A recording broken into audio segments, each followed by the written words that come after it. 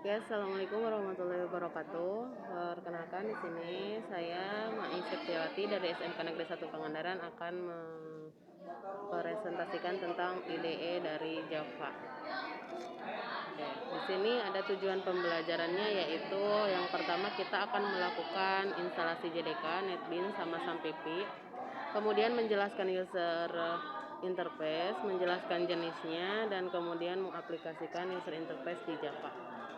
Ada beberapa software pendukung pada pembahasan materi ini, yaitu yang pertama ada JDK-nya, kemudian ada Apache, dan kemudian ada SAMPP. Selanjutnya di sini untuk pengenalan Java.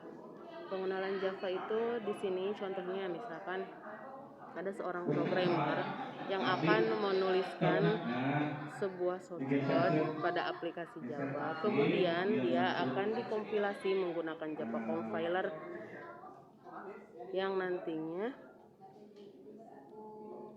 dia akan menjadi bytecode sehingga file ekstensinya berupa .class sehingga dapat dijalankan di JVM dan semua sistem operasi. Nah, contohnya di sini ketika kita menuliskan coding di Java, yaitu akan menampilkan hello world. Nah, nantinya akan dicompiler atau oleh interpreter, yaitu penerjemah, baik di macOS, Windows, Linux, dan sistem operasi lain, maka nanti akan menghasilkan hello world. Nah, kemudian kita akan membahas tentang pengertian user interface.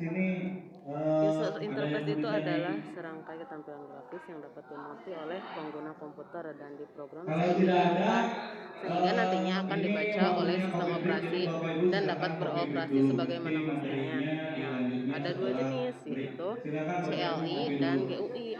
CLI itu adalah Command Line Interface dan GUI adalah Graphic User Interface. Bedanya untuk CLI itu dia memasukkan perintah berbasis tulisan atau dengan mematikan perintah untuk menjalankan tugasnya. Sedangkan GUI dia memasukkan perintah dengan menggunakan menu grafis.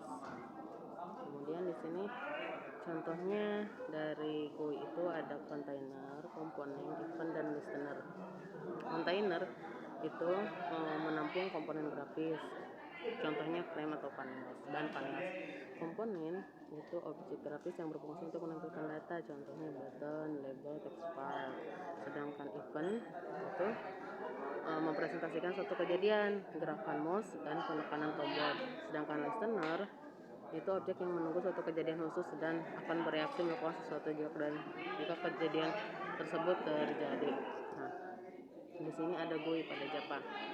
Contohnya kita ini ketika akan menggunakan Java atau membuat aplikasi pada Java, otomatis kita harus memiliki objek, yang dimana objek itu memiliki suatu komponen. Nah, kemudian ada kontainer yang merupakan suatu wadah dari komponen-komponen yang akan kita buat, yaitu bisa menggunakan J komponen atau dengan menggunakan Windows.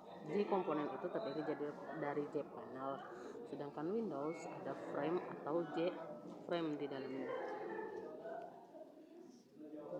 Ini berikutnya adalah contoh komponen GUI. Ada JLabel digunakan untuk teks, JButton digunakan untuk tombol, teks area itu digunakan untuk kita memasukkan string dalam bentuk yang panjang, sedangkan teks file itu kita bisa memasukkan atau menginputkan string dengan melalui keyboard.